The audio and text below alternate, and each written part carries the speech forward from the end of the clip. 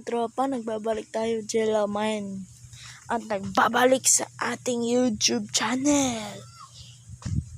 At meron tayong akong bagong inyong makakasama dahil ako ang malakas.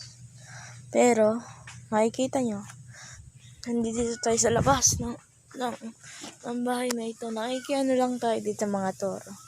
Mga tol, nakiki-house lang tayo. Pero mamaya maalis na tayo. Pauwi na kami sa sa Pampanga. Nandito pa ako. Mamaya pa kami aalis. Tsaka meron pa kasi. Sa bahay na lalaki yun. Ayan. Kaya mahirap-hirap ako. Kaya nga mahirap-hirap mga tol. Aalis tayo dito na may kasama. Kundi ang mga kaibigan ko. Dahil nga aalis na kami mamaya. Mga alas 4, 2 oras, 3:54. Malapit na kami malis pero 4:30 na kami aalis dahil na meron kaming gagawin. At itutur ko muna kayo dito sa aming bahay. Pero hindi ko naman talaga ito bahay. Sa lola ko first.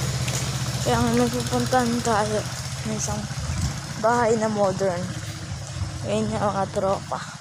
Isang modern na bahay na hindi siya nasisira. Mga 20 years na. Is 22 years old na ako mga tol. Dito na ako. Parating tayo sa Hindi ako mag-face reveal.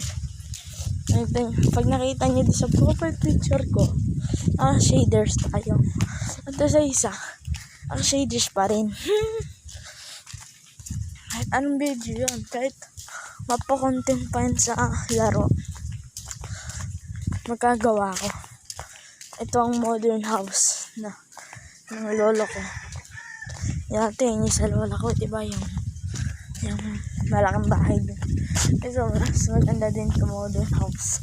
Yan ang boom! Panis kayo dyan mga tol. Yan ang bahay ng aking lolo dati. At ngayon,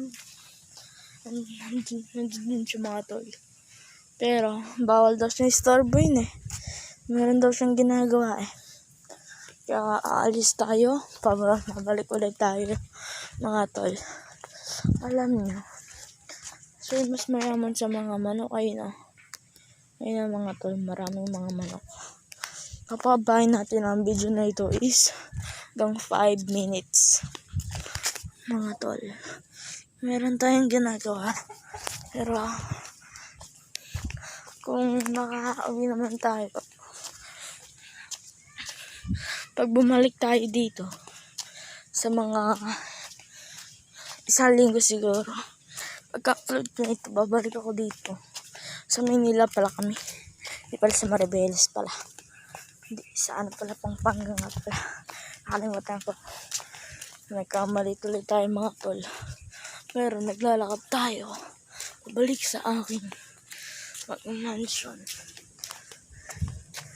Hindi man kami mahirap. Mayaman na kami. Yung malolo ko lang, binibigyan ko sila ng pera. Tapos mga tol, meron tayong gagawin. Tayo ang fans ng Omo Craft. Kaya nga, may ginagawa ako. Pero, konting oras na lang. 5 minutes na mga tol. Pero, hindi ako nagpapake doon.